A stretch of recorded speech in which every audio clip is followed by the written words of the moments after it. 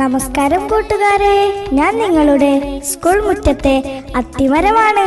നിങ്ങൾ ദിവസവും എൻ്റെ അരികിലൂടെ നടക്കുന്നു, ചിലപ്പോൾ എൻ്റെ തണലിൽ കളിക്കുന്നു. പക്ഷേ എൻ്റെ കഥ നിങ്ങൾ കേട്ടിട്ടുണ്ടോ? നിങ്ങൾ എൻ്റെ കായ്കൾ കഴിക്കില്ലെന്ന് എനിക്കറിയാം, പക്ഷേ വിഷമമില്ല.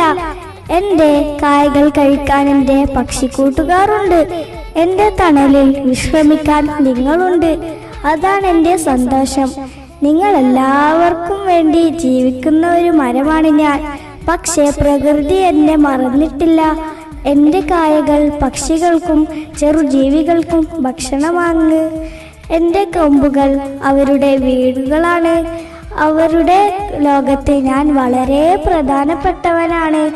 ഒരു മരത്തിൻ്റെ വില അതിൻ്റെ പഴം കൊണ്ട് മാത്രമല്ല, അത് നൽകുന്ന തണലും വായു, ജീവൻ എന്നിവ കൊണ്ടുകൂടിയാണ്.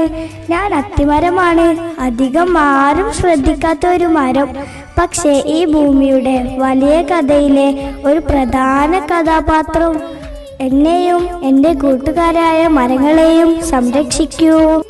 പ്രകൃതിയിൽ ഉപയോഗമില്ലാത്ത മരങ്ങളില്ല, അത് മനസ്സിലാക്കാത്ത മനുഷ്യരേയുള്ളൂ.